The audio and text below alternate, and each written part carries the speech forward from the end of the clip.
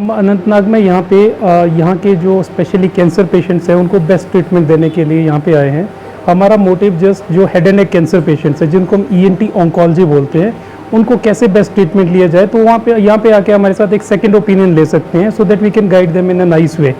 सो अभी हम डॉक्टर्स के साथ जिनसे भी मिले, मैं उनको बताया कि हम कैसे सर्जरी करते हैं, सर्जरी के बाद कैसे हम रिहेबिलिटेट करते हैं, so as to provide them good quality. Okay, so that is all what we discussed with them आज। मोस्टली जो हेड एंड नेक कैंसर्स होते हैं, जो ENT कैंसर्स हैं, वो या तो स्मोकिंग से होता है, या तंबाकू चबाने से होता है, या फिर अल्कोहल लेने से होता है। By and large 95% cancers smoking, alcohol या शराब इसी से ही होता है। बाकी जैसे थायराइड कैंसर्स हैं, ये कैंसर्स थोड़ा सा आपको जेनेटिक जैसे फिर हेरिडिटरी भी मिलते हैं।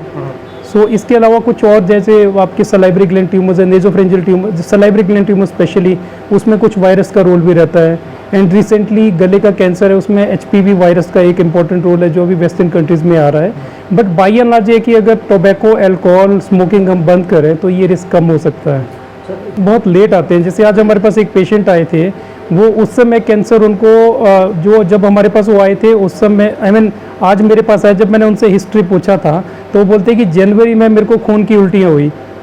जब मैंने उनके जनवरी के CT स्कैन देखे तो उसी टाइम वो स्टेज 4 थे।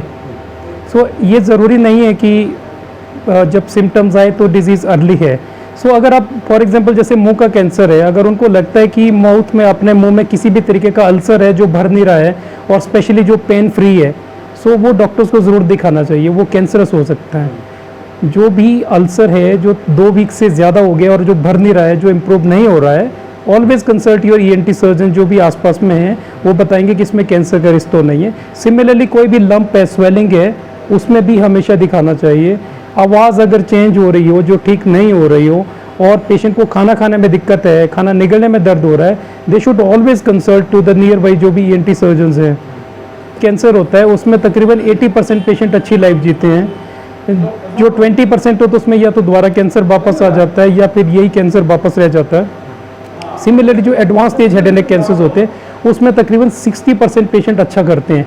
40% कैंसर जो है ना वापस आ जाते हैं। उसका कारण ये है, वो मोस्टली उनमें आता है जो लोग टोबैको चबाते हैं या स्मोकिंग करते हैं, अल्कोहल लेते हैं, या उनमें दोबारा थोड़े टाइम बाद कैंसर होने का रिस्क रहता है। इसलिए हम लोग बोलते हैं जब एक बार कैंसर का ट्रीटमेंट कंप्लीट हो जाता है उसके बाद भी उनको हर बार डॉक्टर को हर 2 महीने में एक बार दिखाते रहना चाहिए।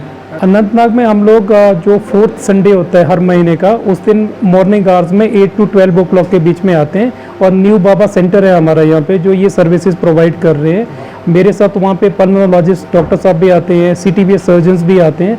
सो हम एक पूरा टीम होता है। सो अगर किसी को भी चाहे पल्मोनरी मेडिसिन हो, चाहे हेड एंड नेक कैंसर हो, या हार्ट से रिलेटेड कुछ भी दिक्कत हो, तो यहाँ पे हमारे पास आके सेकंड ओपिनियन ले सकते हैं। And timing will be 8 to 11 और 8 to 12 PM 4th Sunday morning hours.